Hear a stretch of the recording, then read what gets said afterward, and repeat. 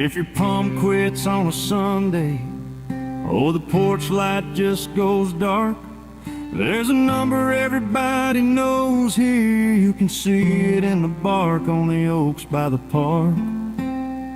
Old Chev rolling up the gravel, Riley's head out by the side.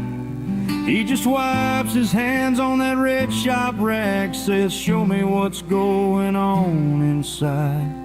Don fixes things, Don knows things, from a busted line to a wedding ring.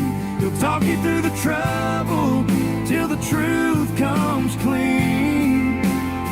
Yeah, he'll climb down a well, he'll climb up a roof, he'll tighten that bolt to tell you the proof. In a world gone fast, he's a man that stays and listens. Don fixes things, Don knows things.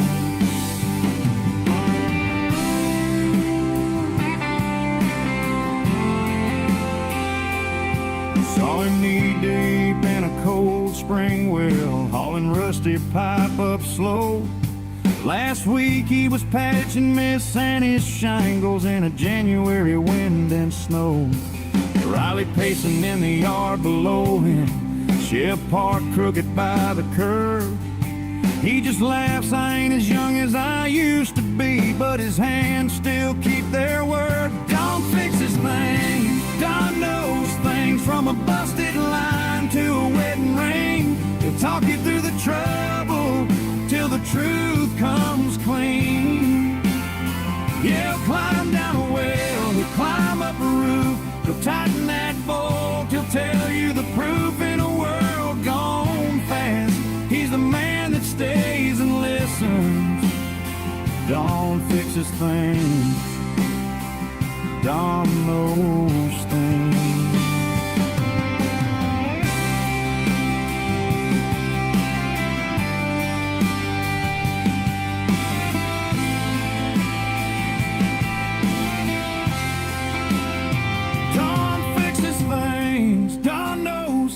From a busted line to a wedding ring, he'll talk you through the trouble till the truth comes clean. Yeah, he'll climb down a well, he'll climb up a roof, he'll tighten that bolt, he'll tell you the proof. In a world gone fast, he's the man that stays and listens. Don fixes things, Don knows things.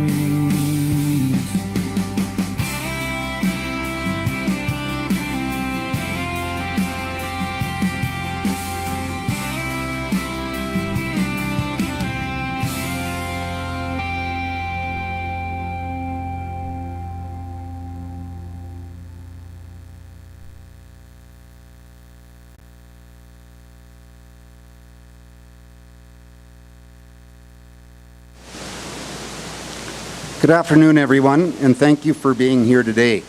On behalf of the Gerlinger family, I'd like to welcome you as we gather to celebrate the life of Don Gerlinger. While we are here because of a tragic loss, we are also here because Don meant so much to so many people. He was a husband, brother, friend, a neighbor, and each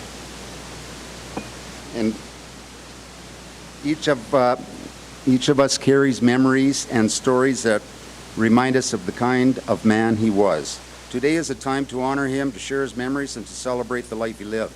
Thank you for being here and for the love and friendship you've shown to his family and one another.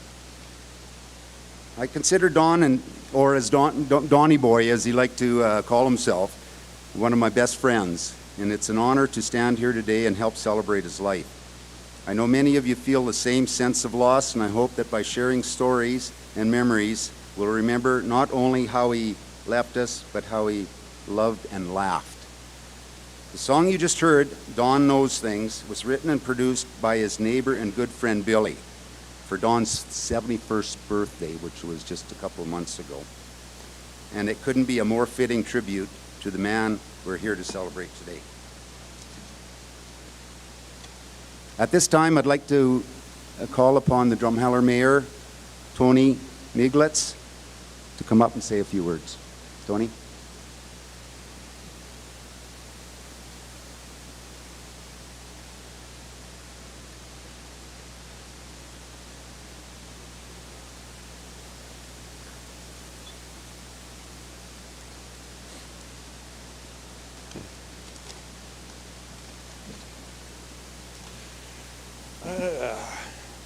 tough day for everybody. I'm here to talk about the unthinkable, the loss of our neighbor, firefighter, and friend, Donnie Gerlinger. There's almost no one here that didn't fully expect to see Don again. Whether it was while he was out walking his dog Riley, who's got his seat over here too, I see, or riding around on his scooter that he loved to cruise around on in East Cooley. Was never sure which liked it better, the dog or Donnie, cruising around. And you could always count on Don for a good discussion about whatever was the news or rumor of the day, wherever he was. I think Co-op charged him by the hour that he stood around in their store and traded stories. So then he would go over to Walmart and hold court over there, meeting up with all his buddies. But he was good for business wherever he was, because he was always fixing things for everyone and everyone else that he had ever met. And from wiring in their cars to the plumbing in their house or furnace or any of the other world's woes, Donnie was up for to fix things.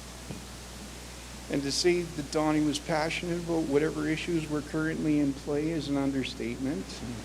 Every once in a while I would be guilty of fanning the flames with him.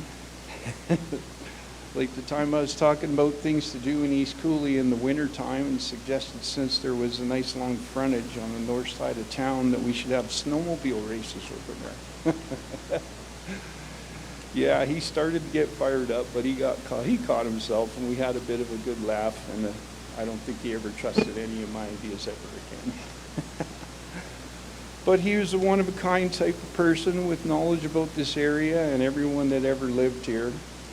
And he knew of things. I would easily call him one of the area's knowledge keepers.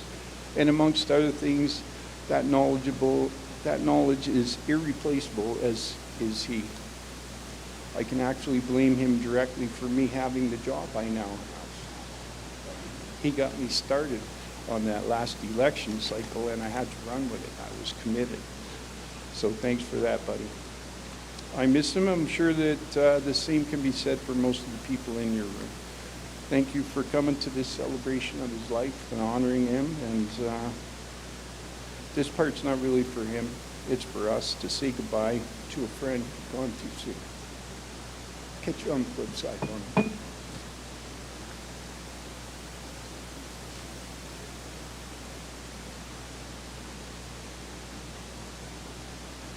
Thanks, Tony. And up comes Dave Hannock from the Drumheller Fire Department. He's got a few words to say.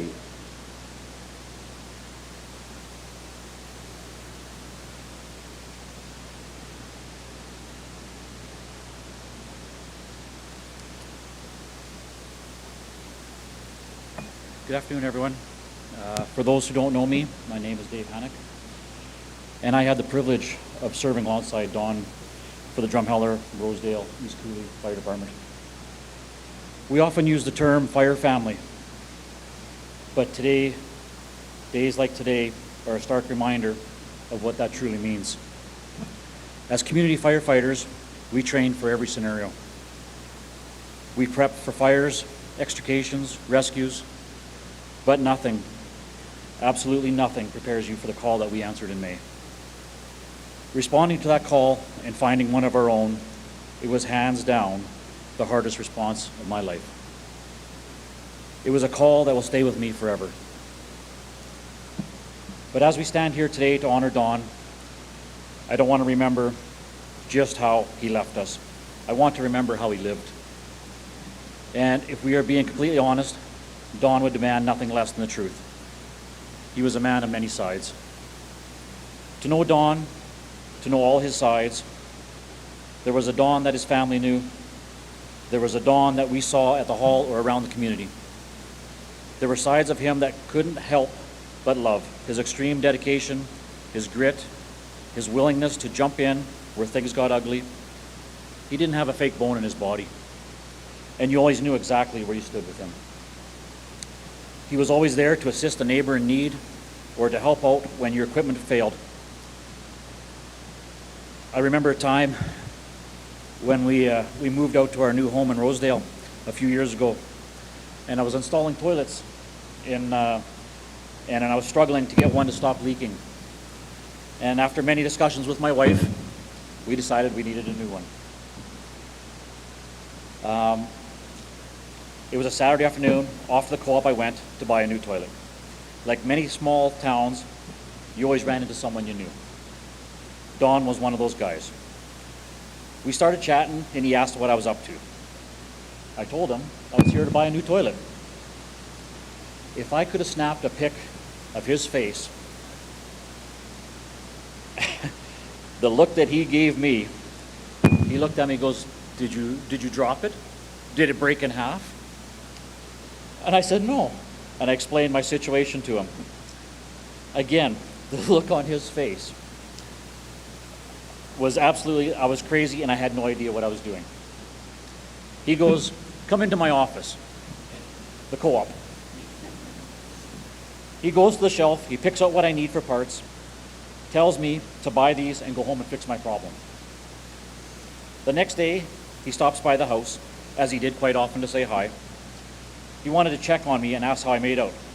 I told him it was all fixed up and I appreciated his help. He said that'll be $100. He was stubborn, he was blunt, and he was completely honest.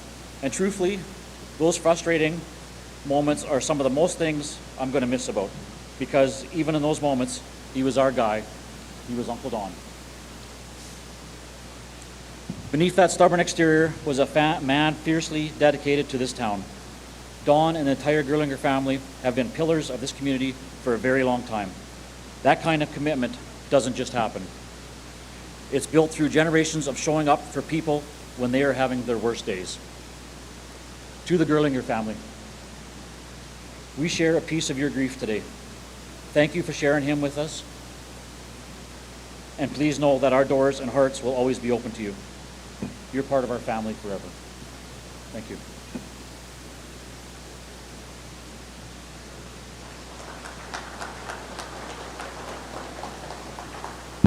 It's amazing how everybody talks about the co-op and Canadian Tire. Every time I went down there, Donnie was always there. There was no doubt about it. And I remember one time we ended up talking about 3/4 of an hour. And he says, "Jeez, I gotta go. Linda's in the car." Madder than hell. Yeah, that was typical Don. And he always blamed me for the guy talking, but it wasn't me, it was Donnie. Yeah. Anyhow, must say that Ray LaBelle was a very, very close friend of Don, all of us, and part of the coffee crowd. And Ray and Phyllis are now in Europe on a river cruise. They were kind of hoping it would have been this service would have been a week ahead of time, but they had to go, of course.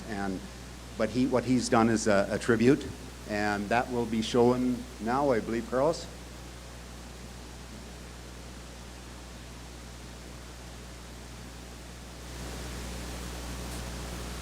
I am so sorry that I am not able to attend the ceremony for Don, but I'm very honored to have been asked by the Gerlinger family to say a few words on behalf of Don.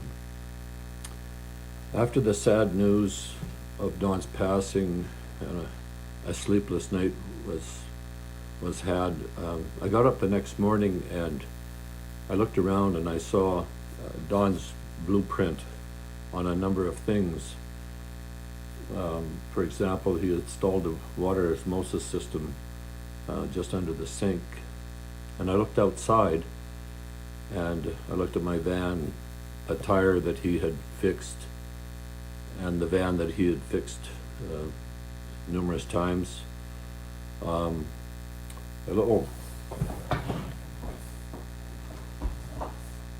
looked at the cupboard and I found this coffee whitener that Don brought over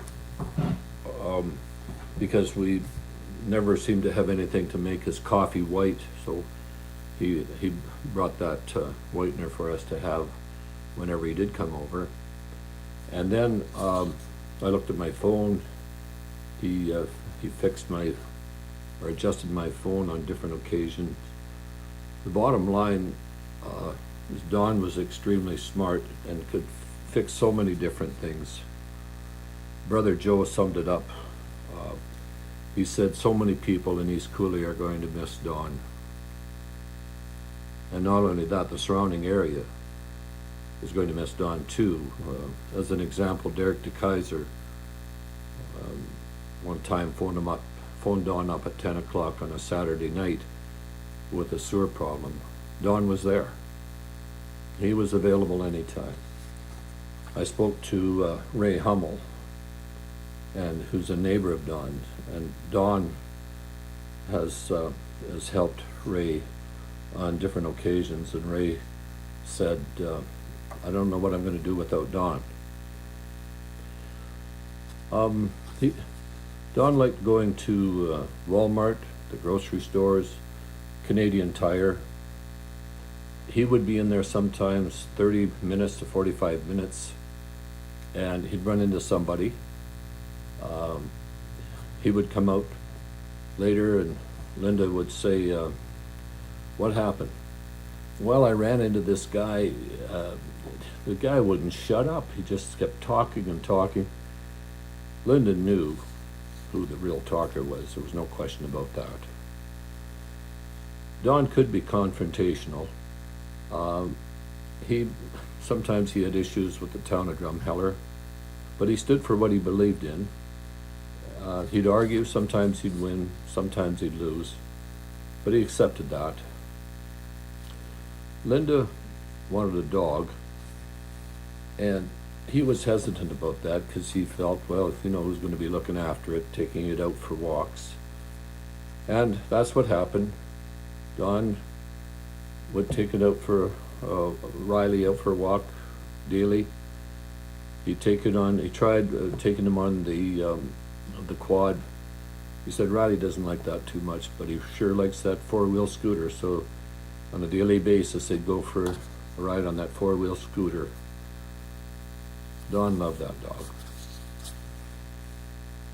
Don was a great caregiver with Linda, and he helped around the house in so many ways. The odd time he couldn't get something fixed. This one time he couldn't get the refrigerator fixed, so he called a repair guy. Cost him $245, and the repair guy did not fix the problem. That did not go well. $245 out of his pocket, that was bad. One time, there was an Airbnb across from Dinosaur Valley Studios, and he phoned me up this one time. He said, I've got 8 women here from Saskatchewan. They're having a good time. They want the hot tub fixed. Can you come out? Give me a hand. Don, that's got trouble written all over it. I'm afraid you're on your own for this guy, for this occasion. Tim Hortons, once a week, weekly gathering with Don, myself, Mike Stefanishin, Luigi Vascarelli, Derek DeKaiser, Steve Boyko. Always lots of discussions, lots of sarcasm, talking about politics and whatever else that came up. We're going to miss that quick, sharp wit of Don's. It's a trademark of all the Gerlinger brothers, Jim, Peter, and Joe.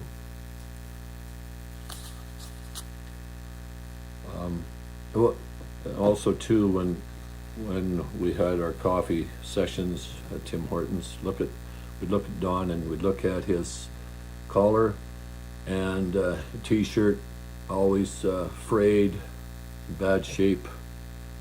And I know that drove Linda crazy. In the wintertime, he'd have 4 layers of old clothing on. He didn't spend a lot of money on clothes. Just the way he was.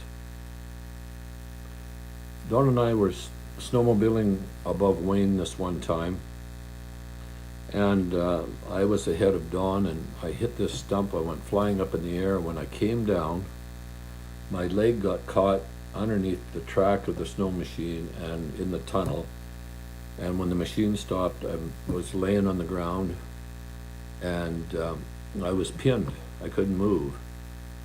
Don came up behind me, laughing uncontrollably, and he said that was the funniest thing I've seen for a long time. And Don, I think I'm in a fair amount of pain here, but he still kept laughing.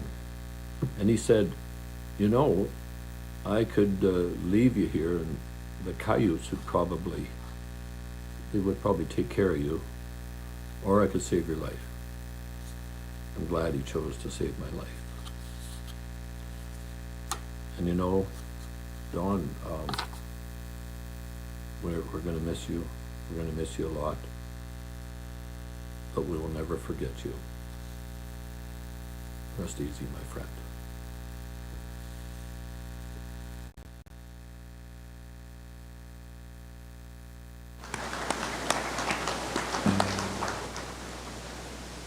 Keep thinking about Ray saying or mentioning about that van that he's got there. Don was the one that always repaired it.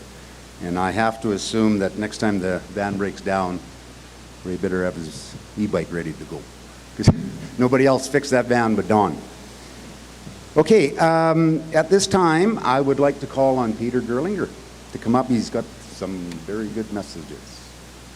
Nice seeing you, Peter. Nice to see you.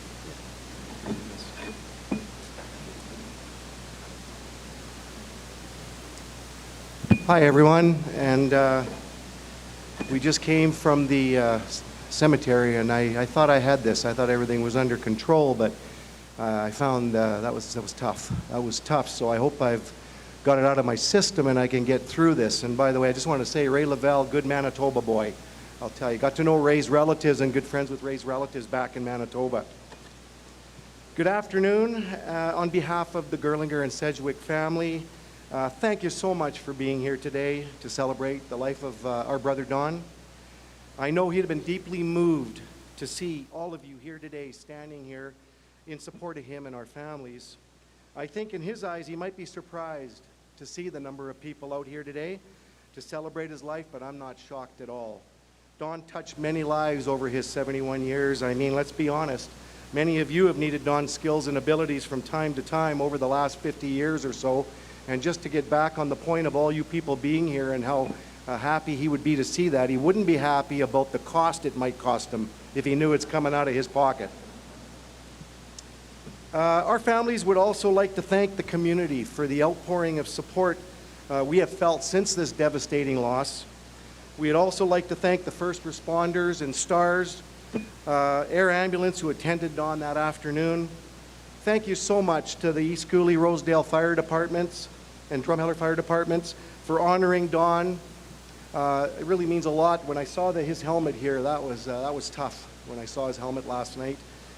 And Jamie, Joe's daughter, thank you, Jamie, for all the hard work you did in making this happen today and seeing the outpour of support that we are experiencing. For the first time standing here today, it now becomes clear to me that my brother Don is actually gone. And before today, probably like a lot of you, I couldn't process what had happened. It didn't seem real to me. And by the way, I should say that for those of you that don't know me, I'm Peter. I live in Manitoba, and I'm one of Don's two younger brothers. Joe, Don's oldest brother, is also his business partner, is the leader of our pack. Jim is the youngest, and now, unfortunately, I stand here before you as the new middle child. Since sadly we lost our sister Betty 6 years ago, and now, of course, the devastating news about Don. Now, I'm almost positive that if you were able to ask Don today who he would consider to be his favorite brother, I'm sure my name would pop up right at the top. In the afternoon of May 15th, when my brother Jim called me, he was at the scene of the accident. It was about 4 o'clock the afternoon in Manitoba, and he was explaining to me what was going on. I told myself this just can't be possible. Don was too smart. He always practiced safety first. But now, obviously, all of you here today and our families together, we know this is very real. You see, Don was born March 4th in 1955 at about 8:03 a.m. You guys didn't know that, did you, my brother? They wouldn't have known that. They didn't do the research like I did. 8:30 a.m., and right after coffee that same day, around 8:57 a.m., our dad had him behind the wheel of a vacuum truck. Well, at least it seemed that way. Like our older brother Joe, our dad had the boys working at a ripe age of 9 years old. And this often resulted in sometimes they missed school, sometimes they missed sports, missed time with friends. But in Joe's case, it also meant an appearance in court at a very young age for driving a truck under my dad's leadership. Now, this next category, I titled it Planes, Trains, and Automobiles. Don's ability to drive and operate heavy equipment at an early age was a skill not matched by many in the workforce. I remember watching him clear the railway tracks at Lehigh with the backhoe or digging a basement in East Cooley. I was amazed at how delicately he could maneuver and manipulate the bucket of the backhoe to dig and move dirt and debris. He was like a surgeon performing extensive surgery. Whether it be a bulldozer, a front-end loader, a bobcat, an excavator, a vacuum truck, Don could operate them all to perfection. And he also loved automobiles. I remember his ugly orange Datsun. That's a long time ago. It reminded me of him almost like an early bird Austin Powers, with this shaggy carpet inside of it. That was one of his first cars, and his next car, though, was his favorite. It was a 1975 brown and white Mustang. The 75 came out the same year as the movie Jaws. Don offered to drive Jim and I, we were pretty young, and also Andy Yano, to Calgary after work to see it upon its release. I was so excited. As usual, Dad forced him to work late, and it didn't appear like it was going to happen. But as we waited in anticipation for him to come and get us, finally, with no time to spare, we loaded up, and at 80 miles an hour, we drove to Calgary to try to get there for 7 p.m. About 5 minutes from the theater, still breaking the sound barrier at warp factor 10, 2 young kids jumped out in front of the car in Calgary. I can still hear the screech of the tires. Our car slid completely sideways, just barely not hitting the kids. I could see the white of their eyes. I was never so scared for them. As the 2 whisked off and changed their shorts, Don looked over at Andy Yano riding shotgun and replied, "Those 2 kids came very close to making a mess of my polished bumper." Don also operated a train engine that was stored at the old Atlas coal mine. Like as if he had that spare time to do that, he's driving the train. He had no special license required at that time, and he hauled coal for a couple of winters. And just for fun, he also drove the school bus for a couple of years. However, to the best of my knowledge, Don never flew a plane. Although I'm almost positive that if Tom Dooley had offered his up, Don would have given it a whirl. As mentioned earlier, Don and Joe worked for my dad before they reached 10 years of age, and they were often known as Gerlinger and Sons, and they worked ridiculous hours, 7 days a week. Then came a day where enough was enough, and they took over the family business. Dad handed it over to them reluctantly, but the boys worked hard as always, and eventually they smoothed out for the newly named Gerlinger Brothers, a business that then flourished. Of course, Don and Joe always got along perfectly. Right. There was one incident in which they were bringing home a lift of plywood from Drumheller, and Joe asked Don if he would pull over with the truck so he could relieve himself. Don was probably all juiced up on jujube candies and licorice and Twizzlers and didn't want to stop. Joe asked a second time, and Don reluctantly swerved to the side of the road, and the entire lift of plywood flew off the truck and into the ditch. One by one, they began to load the truck, losing an hour and a half or so as the neighbors drove by slowly with an inquisitive look on their face. Don and Joe would work side by side until Don's passing, which amounted to almost 50 years in the family business. Their company, Gerlinger Brothers, built a reputation around the valley and throughout southern Alberta as one of the most dependable and reliable companies around. Don also had an additional gig installing water systems just to kill the time. He also found time to give back to his community, investing more than 50 years of the East Cooley Fire Department, which I also understand to become Rosedale and Drumheller, working side by side with Joe and other volunteers, and just weeks ago being honored for his 50 years with a plaque. It's actually up here on display. Now, I touched on this earlier, but Don was a shrewd businessman, and his trait came to him at a very young age. Remember that 1975 Mustang? Well, Don always liked to keep it looking shiny and new. So Don would make a deal with my younger brother Jim, who was quite young at the time, and he said if Jim would wash and wax his car, Don would let him take it around the block for a drive. So Jim fell for this numerous times. I shook my head. But anyway, Don always drove around with a beautiful, shiny Mustang car. Jim and Don made a few business deals over the years, a matter of fact. Jim always ending up on the short end of the deal. Case in point, Jim, being a younger brother, sold his entrepreneuring older brother his truck for a steal of a deal because, of course, it's family, right? Don drove it for a time and then sold it for more than what Jim had actually took from him, making a profit. We got back at Don once at Pine Lake some years ago. Jim asked Don if him and I could take his boat for a cruise. I said, "Are you nuts?" I said, "Don is so meticulous about things, I didn't even want to breathe on any of his property." Okay, I'll tell you the story. Yes, we took the boat. Jim was driving, and as we glided around the perimeter of the lake, at full speed, Jim hits a sandbar, and the boat stalls almost instantly and stops instantly. Like we almost went flying out the other end. We looked at each other with intense fear in our eyes. I could feel my shoulders curling inward, my voice shrinking to a whisper, my thoughts scattering like startled birds. Jim's silence was sharp, like a razor blade pressed just close enough to force a bead of sweat that trickled off his brow. What the hell are we going to do now? What damage have we done to the boat? Don will lose it on us, he'll kill us. Well, we tried the key. The boat started. It sounded a little rough, but it started. And we limped the boat back to shore as quickly as possible. And we already made an agreement. We're not going to say a word. And as luck would have it, Joe was waiting to take his turn on the boat.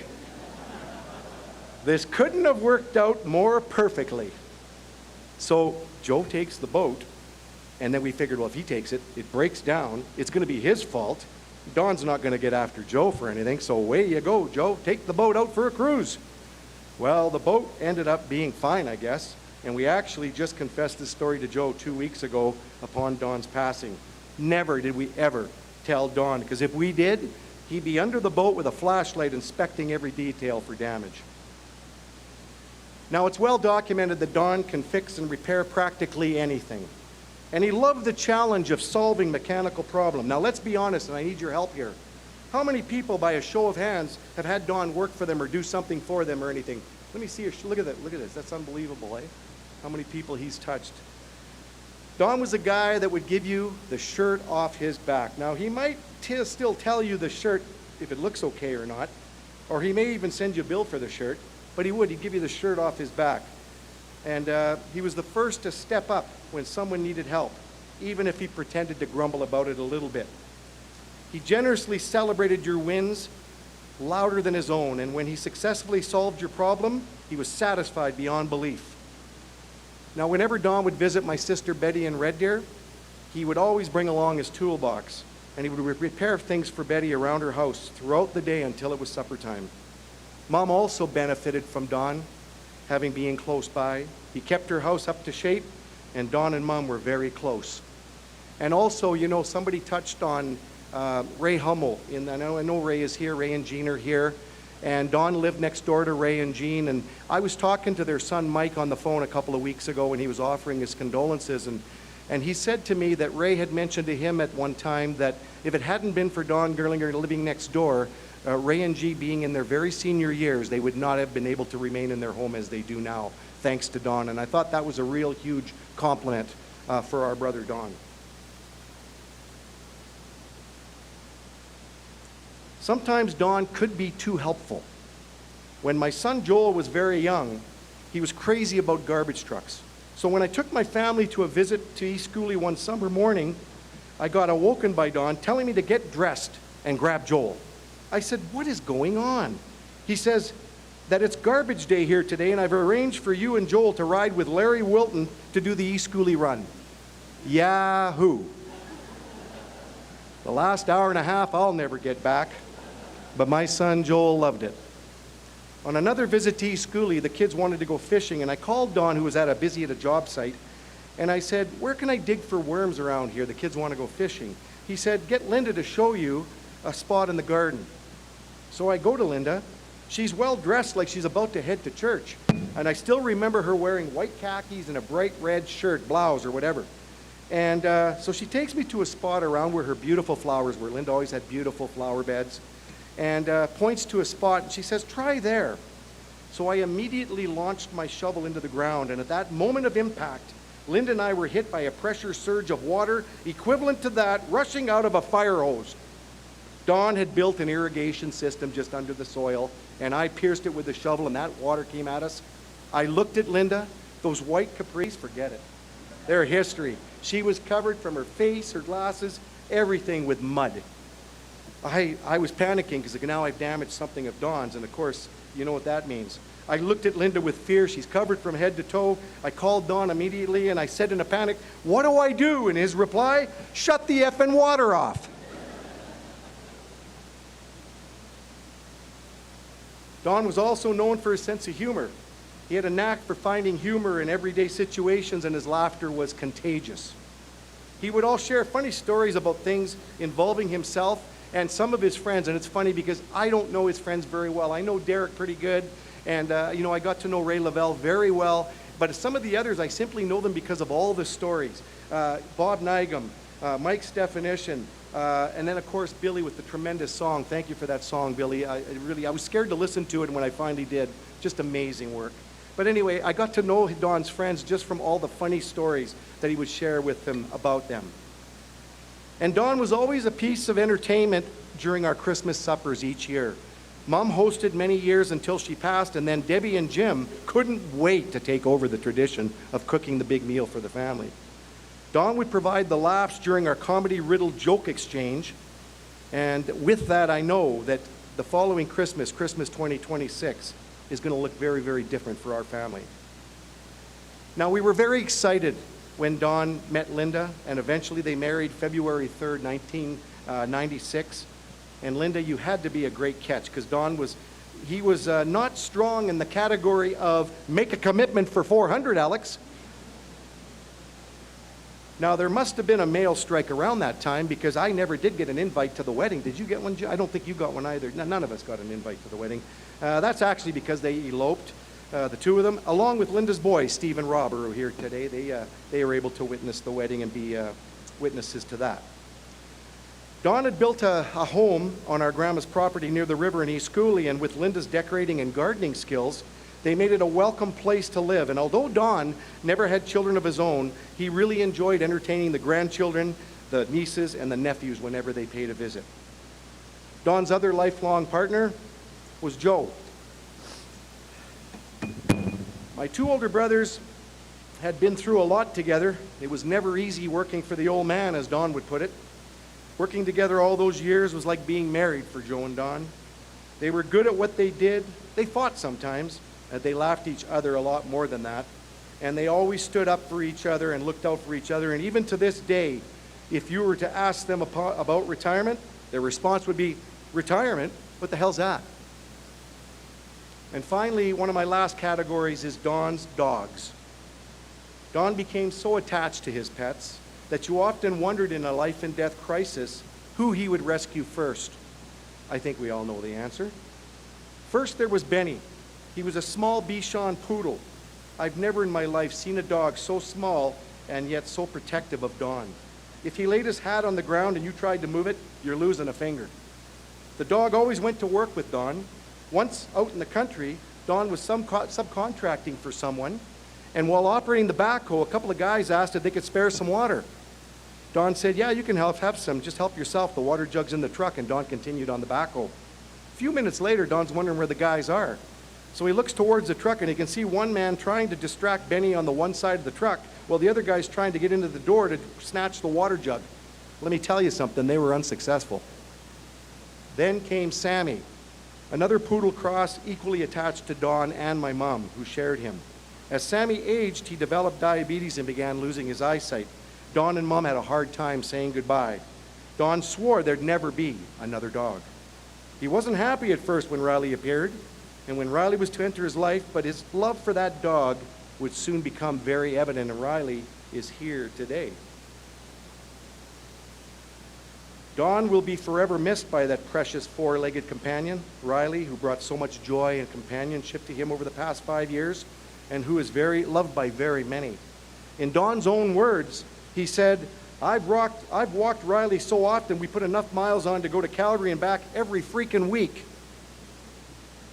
Some days, after numerous walks and Riley still wanting more, Don had to become innovative. So he and Riley would sometimes ride on Linda's scooter for their adventures. This sometimes irritated the other dogs in the neighborhood. So Don creatively mounted a baseball bat on the side just in case the stray dogs tried to get at Riley along their route. Thank God he never had to use it. Yes, Riley loved his family. I witnessed this firsthand, the love that Riley has for my brother Joe. Don would open the door to the shop, Joe at the other end of the shop sitting in his favorite chair, and in runs Riley at full warp speed, diving into Joe's arms, because he knew Joe always had treats in his pocket for him, just like he does today. Thank you to all those who honored Don's loves for animals by making donations to the Drumheller and District Humane Society. We know Don would be absolutely head over heels about this. And of course, all the proceeds from today's thing goes to that outfit. So we're really, really proud of that. Don will feel great about that. Now, perhaps the most admirable trait about our brother and the most impressive was his selfishness. Don really cared for the well-being of his community of East Cooley and the surrounding area, and just as much as he cared about his family. He fought hard against the development of the berm, and even harder to keep the people of Lehigh in their homes. He lost both fights, despite investing hundreds of hours researching and accumulating factual data that no one would bother to listen to. Yes, he could rub people the wrong way at times, but that's because he fought for what he believed in. He wasn't looking for accolades. He was simply standing up for his community. He loved East Cooley. Losing Don feels like losing part of our history. There are stories only he and our families know, jokes only we understood, and memories that now live only in our hearts. The world feels quieter without Don, and yet he had a laugh that could fill a room, a stubborn streak that could move mountains, not berms though, he didn't win that one, and a way of making you believe you could fix and repair anything possible. I can picture the look on his face when he knew he was right about something, a smug look, but with a smile that made it hard to stay annoyed at him. As we say goodbye, I am comforted by the thought that his spirit lives on through us. Our memories of him are gifts that we will carry forever. Don, you may have left this earth, but you'll always remain in our hearts. Thank you.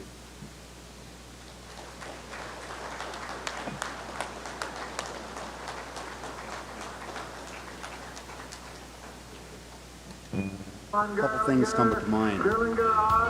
Had I known he was going to be so entertaining, I might have sat down and had a rasp.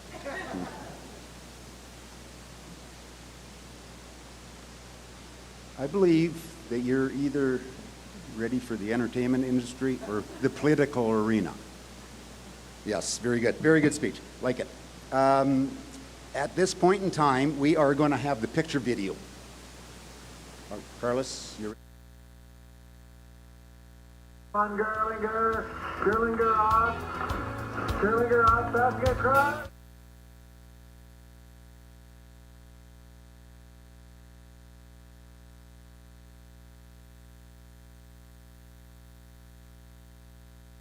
On Gerlinger out, basket across. There's going to be a Jenny story.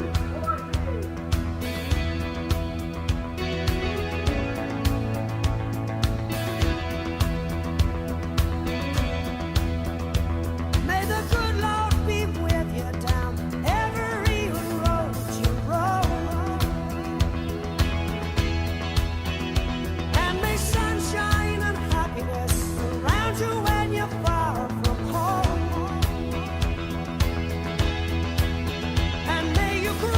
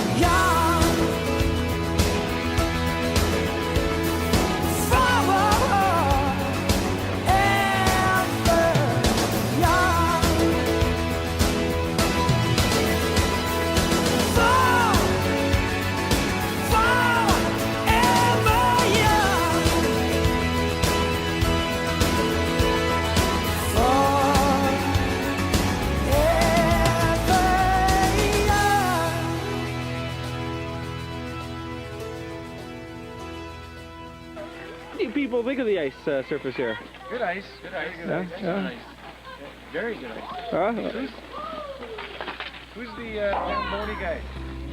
Hey? Are you the Zamboni guy? Maybe I am.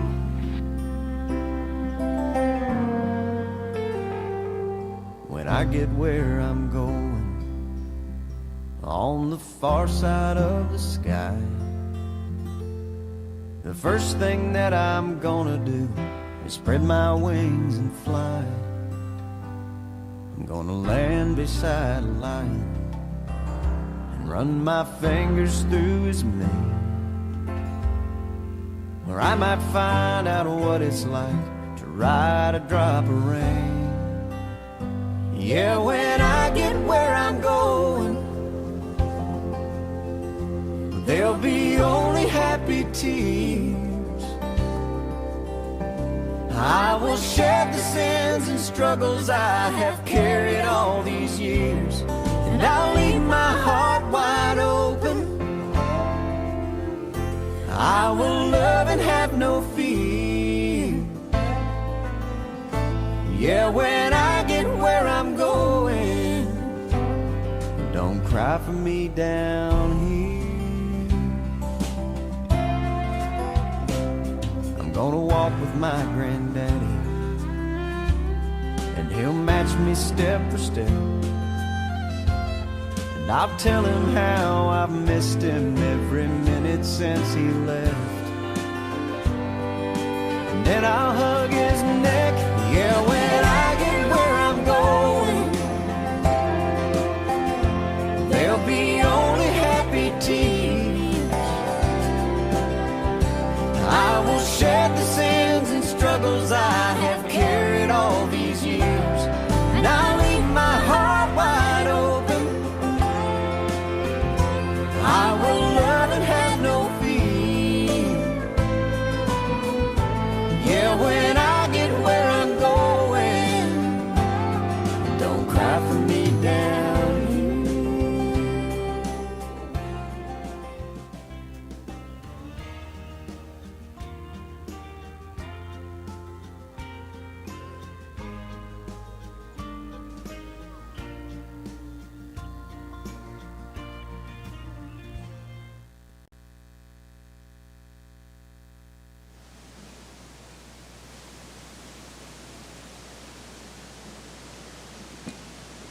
Well, what can I say that hasn't already been said, really? I'll tell you this, it was nice to meet Derek here on Thursday, because he gave a little bit more insight to me. And I learned about, you called it TH10? Tim Hortons at 10. TH10, some people have beer 30 or whatever, which beer 3 o'clock or whatever, but they had coffee at Tim Hortons.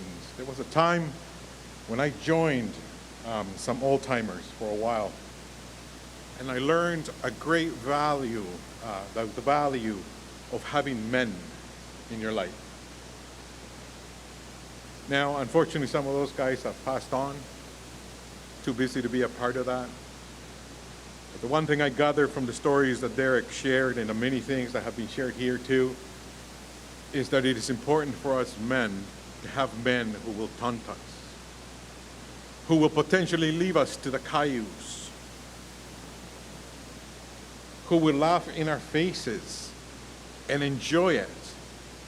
And it is a great reminder that who needs enemies when you have friends like that. But I have to say that May 15th is going down in the history books as a day of tragedy. Not only for the Gerlinger family, but for the community. I mean, it is evident everywhere everyone who speaks of Don says he will be missed. There is a void that has been left. It is not often that you meet people who impact our communities the way Don did. It is not often that we meet and get to know and live life with an individual that cares to the extent that he did. A man with passion. And I don't believe that I'm wrong in saying that he had passion. People that have passion don't care if they're going to PO someone. because they're going to stand for what is right. It's been made clear Don was that guy. You know, he fixed things, yes. Maybe he didn't fix one or two things as well. And for him, I think it was a challenge. I'll get it next time. I can relate to the story that was shared there in regards to, paying someone to fix something and they never fixed it, but they still charge you. I mean, where in the world does that work? Because many of us, if we don't do our job, we don't get paid. So it makes sense to me. I've gotten to understand a little bit more about why Joe is so cheap as well. It does run in the family. I want to hear about that one later, by the way. I gotta say this too,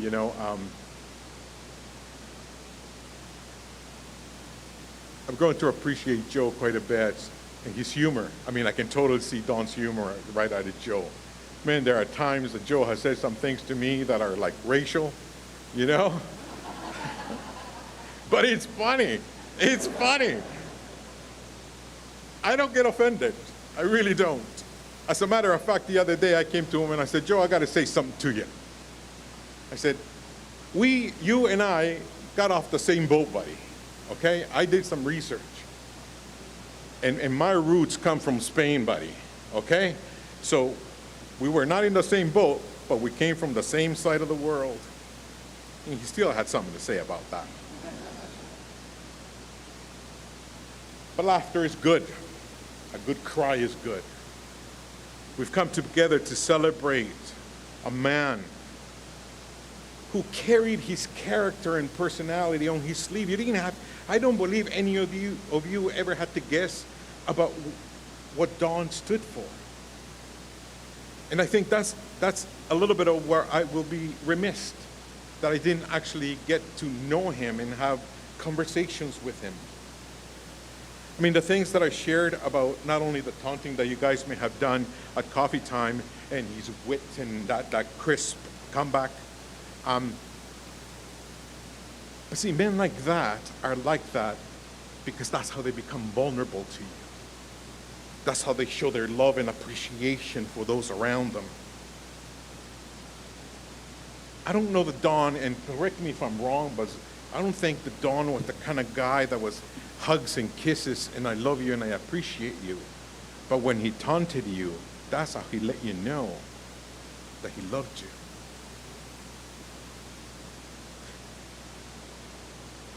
I think one of the biggest things I learned was that he was stilled in him the ethic, the work ethic, good work ethic, work hard, make something of yourself at a very young age.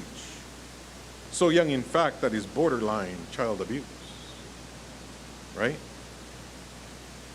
I saw a picture in the video, child endangerment, right under the big truck. I used to be a mechanic. I know a little bit about that. It hurts when things fall on you. I have scars from those things. But here's the thing. Skills were taught. Ethic was taught. And through that ethic and through the skills that were taught, the Gurligan brothers came about, building a reputation of excellence. And I believe that's a fitting word. Reputation. A reputation built on reliability, on being fair. It is often said families should never do business together. I'm not sure if any of you work with family, but I think the little story that was said about, the wood going flying and stuff, I can relate a little bit to that because my brother and I worked together for quite a while, and we were like cats and dogs until the day came that we said, enough, this has to stop. And the moment that we found that common ground, we literally began to respect each other.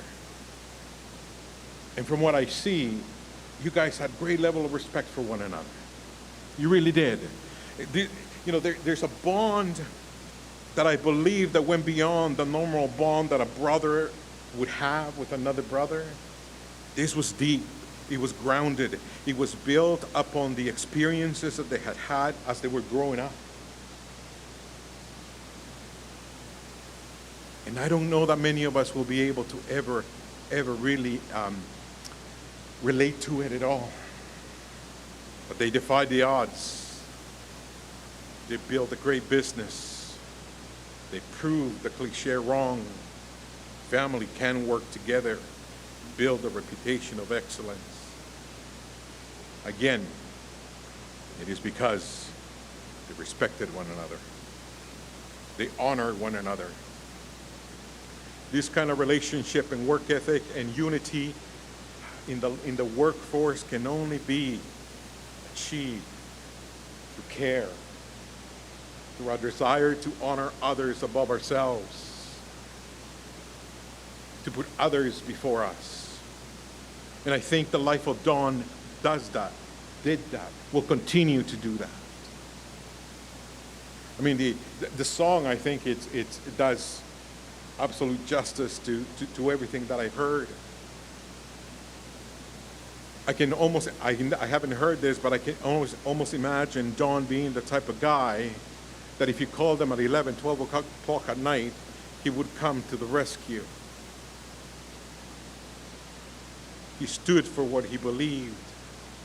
His passion was evident. It was not about to not stand for what he believed in his community. It has been said time and time again. That kind of passion is the kind of passion, that's the kind of care, the kind of honoring others that makes a difference in a community. It really lets us know that Don was not a talker, at least not when it came to things that really, really mattered. He not only stood up for his community, but he kept watch over it for 50 years as a firefighter. I wonder how many times he was the one who went to the rescue and made an impact by more than just fixing things.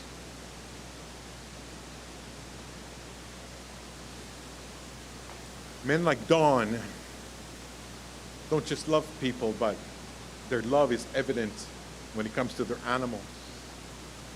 Joe seems to share the same love.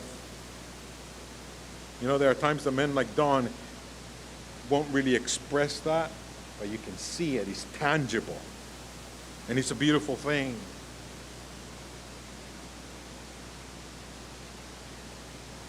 The title of the booklet that you have in hand caught my attention as soon as I saw it. A Life Well Lived. And it came to mind to me that a life well lived is not a life that is exclusive to ourselves.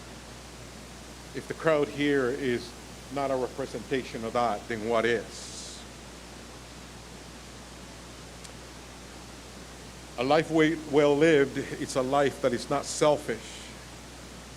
It is not a life that focuses on material things and self-gain. It focuses on people, on community, on loved ones.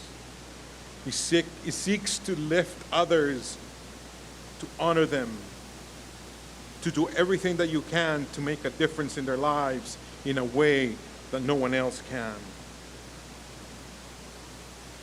A life well lived stands up for what is right and seek to serve others. Now, I do have to say this, and it came to me very quickly, that the reality is that whether we are people of faith or not, we must see. It is easy to see that Don was a gift from God to his family and community.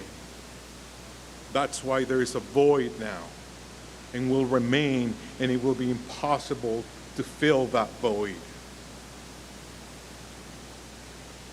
I told the family earlier that I am grateful for having the opportunity to be able to learn about Don, to be here this afternoon. And I am remiss that I didn't get to know him before.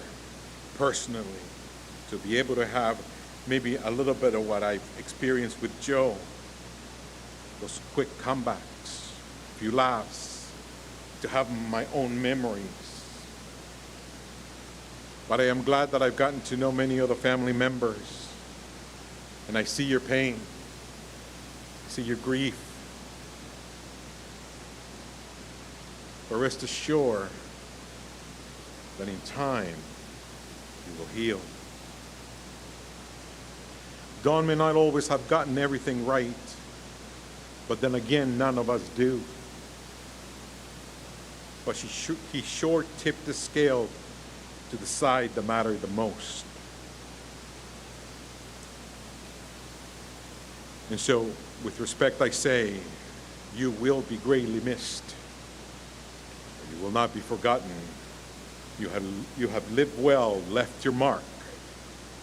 The mercy of God be with you, and may you rest in peace.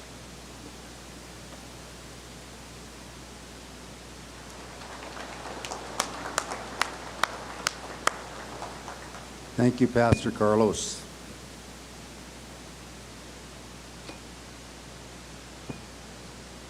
I should mention at this point in time that there's been some very, very good inspirational talks here, very entertaining talks. The video was awesome. Ray was awesome. If you're wanting to see this, it's been live streamed as we speak, and it will be recorded and can be seen on Drumheller Nazarene on YouTube. So if you want to go back and check it out at some point, fill your boots. It'll be there. Okay, we're going to move on. We're going to move into the open mics section, and we're going to lead off with Shelby. Shelby Bolin. She was a Girlinger, of course. Thank you, girl. Good afternoon. For those of you who don't know me, my name is Shelby Bolin, and I had the privilege of being Uncle Don's niece.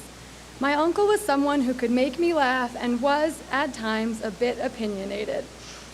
While it is difficult to say goodbye, I'm grateful for the memories we shared with him, and I'd like to take a few moments to reflect on the kind of person he was and the impact he had on my life. One of my earlier memories of Uncle Don is when our family went camping with him, Auntie Linda, and the DeKaisers to Mount Kidd. I remember bike rides, ice cream, and all the fun that came with spending time together outdoors. I also remember the days he brought out his old blue boat to Sheerness for us. We'd spend the day on the water, tubing behind the boat, and making memories. Fast forward to my teenage years, and I still chose to go to my grandma's weekly with my dad. A big part of that was seeing my uncles there and getting to enjoy their humor and conversation. My dad and I drove out to Grandma's house almost every Monday night. Whenever Uncle Don's gray GMC was out front, I knew we were in for a good time. Grandma always kept a container of jujubes stocked in the entryway for her Girlinger boys. We'd start in the kitchen and then make our way into the living room with the dogs, settling onto the Chesterfield, as Grandma would call it, to visit while watching Entertainment Tonight. In the last few years, one of my favorite things was running into him around town. Just like everyone, at the grocery store or somewhere unexpected, he always had the biggest smile on his face and would say, "Hey, Shell," in a way that instantly made you feel how happy he was to see you. One memory that makes me smile is my last run-in with him at Friesen Brothers. He was searching for a purple onion for Auntie Linda's Greek salad and was standing there holding a red onion, completely unconvinced that it was the right one and laughing at the situation the whole time. I tried to reassure him that this was, in fact, the onion he was looking for. I left with two impatient kids while he was determined to find a store clerk for a second opinion. That same sense of humor always shone through during our family Christmas gatherings. I'll always remember the goofy Girlinger gift exchanges at Christmas. All of the cousins and family would agree that Uncle Don was truly the life of the party during those times. Every Girlinger was always looking for a deal and trying to come out on top, but Uncle Don was the one who kept everyone laughing. It was very clear that Uncle Don enjoyed the gift exchange as much as the rest of us. One year, he forgot the gifts in East Cooley, and after blaming Auntie Linda, he drove all the way back to get them because he didn't want to miss out on taking part. During our family gathering after Uncle Don passed, one thing all of the nieces and nephews kept coming back to was how funny he was and how easily he could make everyone laugh. Following the gift exchange, we'd gather for the annual, completely uncoordinated family photo. Somehow the Girlinger men could turn even that into a comedy routine, with at least one of them guaranteed to get everyone laughing before the camera clicked. And of course, making sure the dogs were included was always a top priority. Our last Christmas photo together, taken at Uncle Don's request, is especially memorable. Riley sat perfectly on Uncle Don's lap while everyone tried to get into position. My mom ended up sitting directly in front of Uncle Don, and Uncle Don immediately turned the situation into a joke that had everyone laughing before the picture was taken. I honestly can't imagine another gift exchange or family picture without Uncle Don there. It will always be one of our favorite parts of Christmas, and the memories we'll cherish of him most. Just recently, Uncle Don was looking forward to watching my brother play guitar at the Legion. It would have been so nice to have Uncle Don in the crowd with the rest of us, watching Kyle perform and sharing in another family memory together. And then there's his incredible 50 years of service on the fire department. I remember feeling so proud at the fire department awards night when both of my uncles were recognized for 50 years of service. Looking around that room, I was struck by the many years of service represented by both the Girlinger and the Boland families, and grateful to be part of families that have given so much to their community. Through family dinners and his involvement in the fire department, Matt got to know Uncle Don and quickly came to appreciate the same humor, dedication, and strong work ethic that everyone else admired in him. I'll hold my last memory of Uncle Don very dearly. My cousin was camping at the Hoodoo campground, and the East Cooley crew came for a visit. I swear Uncle Don had that same lawn chair for as long as I knew him. The metal kind with the faded woven fabric. That was him.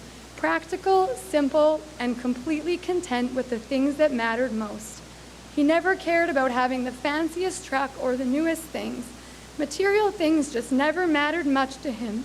He valued family, good conversation, laughter, and time spent together far more than anything money could buy. That day he asked me about my new car and how work was going, genuinely interested as always. One of my favorite parts of that visit when my daughter Hallie was walking around with the camera taking pictures. She captured such a beautiful photo of Auntie Linda and Uncle Don, but we of course needed a retake because Riley missed the first one. I joked with Uncle Don that I was going to have to start charging him for the photos to help pay for my new car. Our family has always had a strong bond and made many efforts to be together. There will be no replacing his presence at these gatherings, but I am confident that my dad, Uncle Pete, and Uncle Joe can keep the humor and laughter going in his absence. I'm proud to have known him and especially proud to call him my uncle. On behalf of your nieces and nephews, we love you, Uncle Don, and we'll never forget you. I know Grandma and Auntie Betty will have a hot cup of coffee waiting for you, and all of the fur babies you have loved will be wagging their tails.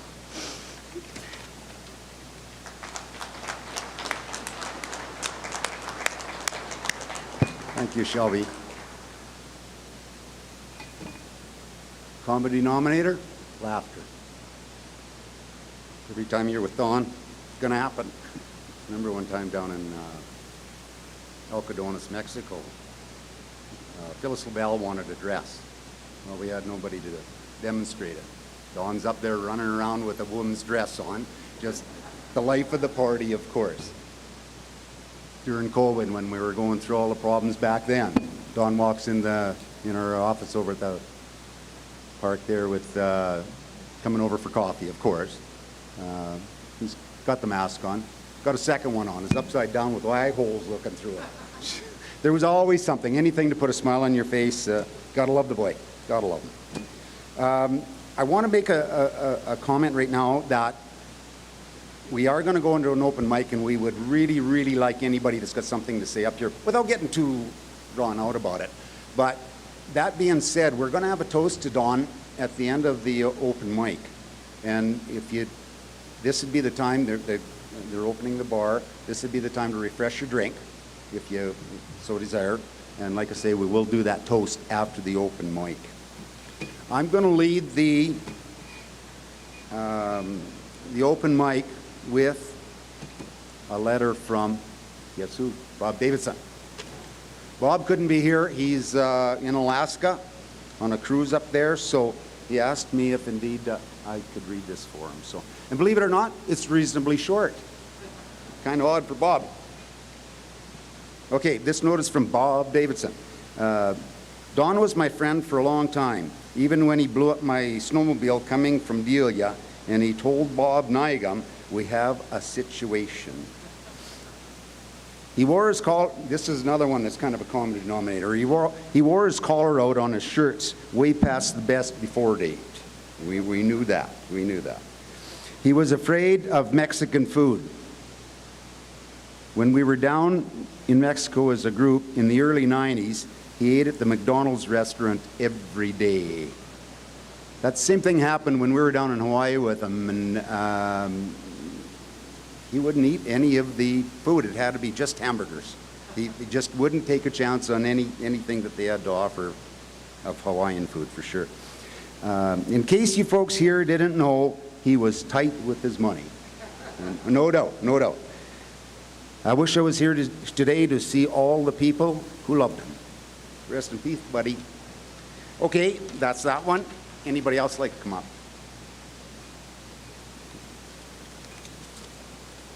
Here's Steve. Thanks, Steve.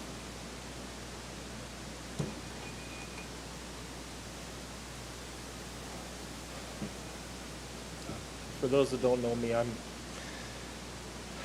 sorry.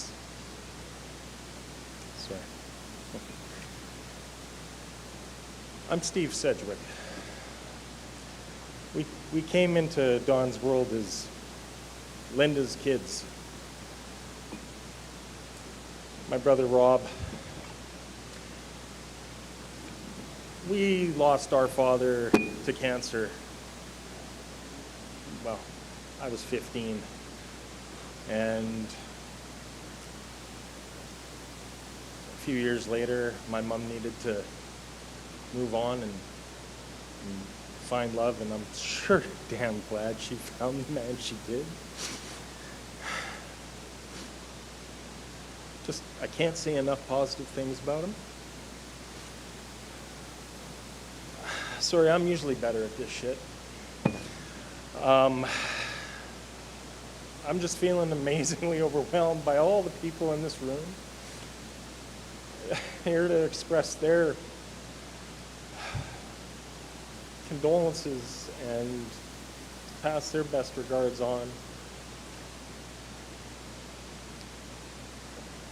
I was a teenager when Don started having interest in my mother. And I'm not sure if you're aware, but teenage boys can sometimes be a bit of an asshole. I wasn't too keen on someone trying to replace my dad. It took me a few years to get over that and just, you know, realize what my mom needed. And again, I couldn't have been happier the way it all ended up. And I mean, much to Pete's chagrin, Rob and I were at the wedding, yeah, but it was a small thing. It was just an elope. It was an elope, and we just signed papers saying we were there. But I only had my own father for 15 years. In the last couple of years, he ended up losing a battle to cancer, so he didn't have a lot of chance to instill a lot of his values and learning into Rob and I because we were so damn young. What I'm grateful for is the fact that for over 35 years, Don was able to instill some of that much needed knowledge into my stubborn ass. And I mean, was doing it right up until time came. I ended up having Don as more of a father figure in my life for a much longer period than I had my own father. And we had many talks, we shared many laughs. I'd like to share some of the jokes that he and I laughed most about more recently, but I don't want you judging him nor me.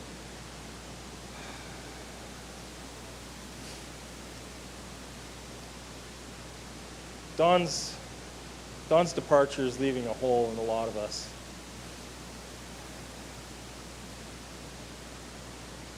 And we're going to mourn, and we're going to hurt.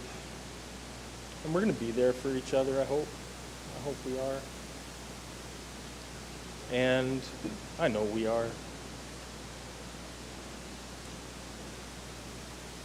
Just looking around this room, the impact that he had, I'm not surprised in the least to see this room this full, not in the least.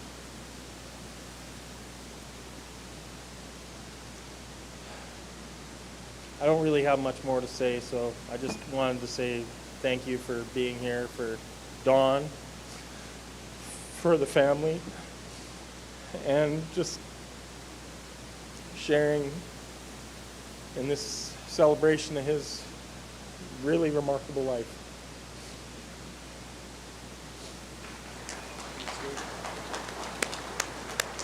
Thanks, Steve. We have an open mic. Anybody like to come up?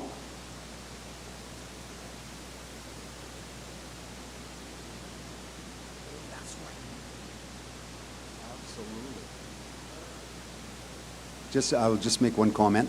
The video you seen up there, by the way, Kyle produced that between Jamie and Kyle. That was an awesome job. Awesome job, Kyle. How you doing? I'll make this quick. You know, if Donnie wasn't the unofficial mayor of East Cooley, he certainly was the sheriff. And I knew Donnie for 25 years. Moved to Edmonton, came down to East Cooley Music Festival a few days before he died. Had company coming to stay at my house there. Turned on the water, no water. Phoned Donnie right away. He says, I'll come on over. Of course, it's a big job to do a sand point. And he says, no problem. I'll bring my water truck over and I'll hook it up to the outside tap. And you'll have water for the weekend for you and your company. And I went, you can do that? He looked at me, you know, he didn't suffer fools real well.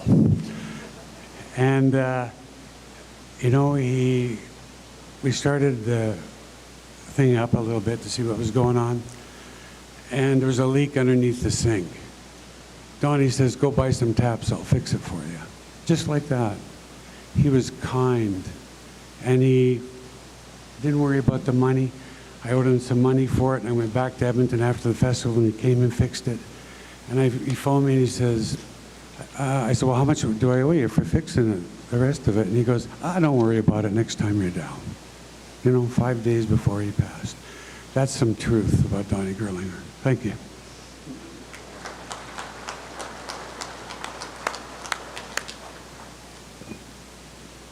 Still an open mic.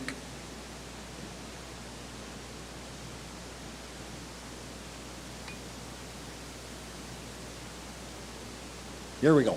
Bob. Hello, everyone. I know most of you here in this room, but my name is Bob Nygam, and I was friends with Don for many years, and we did a lot. We did a lot together. We boated, we skidooed, we skied, we snow skied and water skied, and we traveled together. And you know, one time we were out at Sheerness, the four of us, Linda and Barb and Don and I, and you know, we got kind of goofy, as you can imagine, with Don and I, and he says, you know, when we're tubing, we should jump from tube to tube. Sound like a great idea. You know, we'd had a couple of beers, so that'll work out pretty good. So we're cruising along, and Linda's going with the boat, and Don's going a little faster, away we go, and we get jumping from tube to tube. Well, sometimes we missed. And you hit the water pretty hard and get a little bit sore, you know. So Well, we finished the day and we're sitting around the campfire, and Don says, you know, we're getting pretty good at skiing, and now we're doing this tubing, but boy, it's hard on the body. What do you think about getting some wetsuits and a little bit easier for us? Yeah, it's a good idea. I said, I actually seen them advertised at Costco for a bit of a deal, and of course that really interested Don and I. So we're about the same size, and I picked up a couple and gave one to Don, and I put one on and phoned Don, and I said, how's that wetsuit? Well, he says, it's kind of small, and I said, yeah, mine is too. And Don says, and what is it about that zipper with that big long strap, like in the front? Like, what is that all about? And he says, when you do the zipper up, you got to lift your chin because the zipper's so high. And I said, yeah, I don't know. I said, I'm gonna go get a bigger one for me. Do you want a different suit? Or no? He says, you get one and see if the bigger one works. So I went and got a larger size and took the other one back and put it on, and yeah, it kind of fit all right, but then the zipper went up even higher with this long leather strap on the front. I got thinking, I got the damn thing on backwards. So anyway, the funny thing was that I phoned Don and I said, I think we're trying to wear these suits backwards. He's, God damn, he says, that's why the long leather strap, because you turn it around. And I said, yeah. He says, wouldn't that have been funny if we would have kept them and we were walking down the dock with our zippers on backwards and our chin held high because we kept getting a rash from the zipper. So, but yeah, Don and I, we had a lot of fun. And just one more story, but quickly, like he was like Shelby said, he's kind of a jokester all the time and whatnot. And I remember one time he phoned me, he says, I'm going to build a shed in the spare lot. Would you mind giving me a hand? And I said, no, I'll come down and give you a hand. And so we were down there working away, and then Ray Lavelle showed up, and Ray says, can I help? Don and I kind of thought to ourselves, well, no, you can't, but sure, you can assist. And Don says, well, or Ray says, I don't have one of those nice pouches like you guys got. And Don looked around and he says, just a minute. And he goes over to his tailgate there, and there was a plastic co-op bag full of screws, and he dumped them out, and he come over with the bag, and he wrapped it around Ray's waist, and he says, there you go, Ray, you look just like us now. And he says, in just a second here, I got a tape measure for you. Oh, good, Ray says, I got to have a tape measure. So the first thing that Don made him do, he needed a 12-inch piece of plywood, full length of the shed cut. So Ray measured it up, and he cut it, and he brings it over, and it was 3 inches too narrow. And Don says, Ray, the hat come off, and he says, Ray, we can't be wasting wood like this. And Ray says, well, you said 12 inches. And Don says, well, it can't be 12 inches.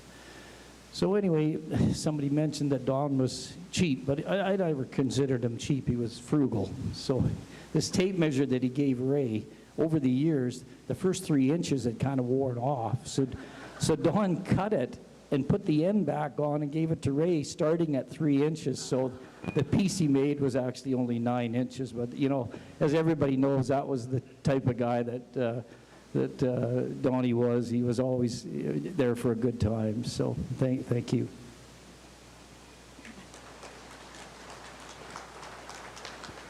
And the reason Bob thinks that Don was frugal and not cheap is because Bob's the same. Donnie, he just made us laugh so much, and we all went snowmobiling one time together, and all of the girls came that time, Linda included. And Don was complaining the next morning we had to get up and we had to get going, and there was going to be no messing around, and why does it always take women so damn long to get ready? And so the next morning, much to Linda and I's amazement, Bob and Don showed up with makeup on to prove to us that it should not take that long to be ready to go. And they looked amazingly good in it.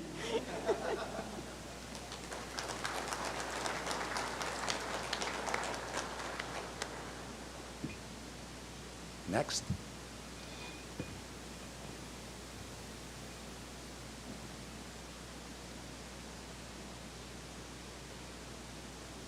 Okay, if there's nobody else, we'll lead into the final remarks here. On this past Sunday, Kim and I And my partner, she wants to make apologies. She couldn't be here because she's in Europe right now, but she was here last weekend, and we made a point of going down to the coulee, of course, to see Linda, and very much enjoyed it. And then we're over to see Joe and Jeff, and over to see Jim and family there. And then topped it off with Kyle coming over at night. He knew the beer was coming out later in the day, so it was. But as we're talking, I think we come to a common conclusion that we better love and laugh today, because you don't know what's going to happen tomorrow. So we always got to keep that in mind, for sure. Okay. It's always a tough part, but we're going to get it done somehow. We're ready for that toast. Thanks, Don, for all the good times and the great memories. Rest in peace.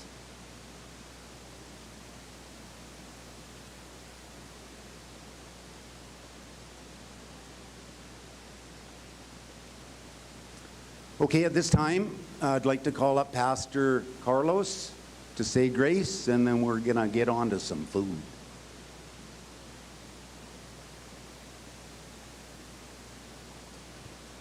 Father God, we do come before you with thanksgiving, Lord, for our life that was well lived, a life that we're celebrating and will never be forgotten. And Father God, I ask that your mercies and graces be upon these here people, and that you would give them your comfort, that you would lavish them with your comfort. And Father God, as they now fellowship and share some food and some wine, may they, oh Father God, be blessed by the food. Bless the hands that have prepared it. In Jesus' holy and precious name, amen.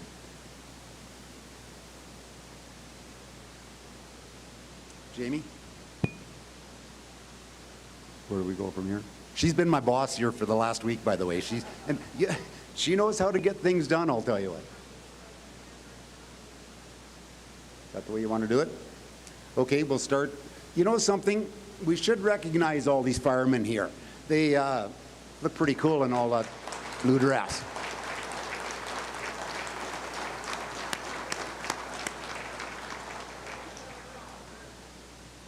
What was that? Yeah, absolutely. I think you should stand up, guys.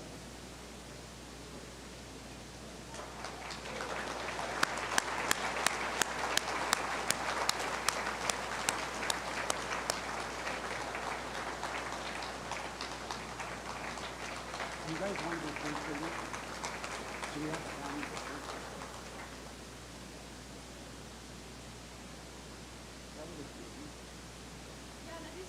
I'm liking Jamie Moore all the time. She picks our table to go up first. I like it. Okay, guys. We're going to start with our table, and we're going to work on down this way. And oh, that's how we're doing it. Okay. That table coming down through the family, and then the firemen, and then whoever. Let's make it happen. Okay, guys. Lead the way. Mike, I thought you'd be up there first. Let's get her done.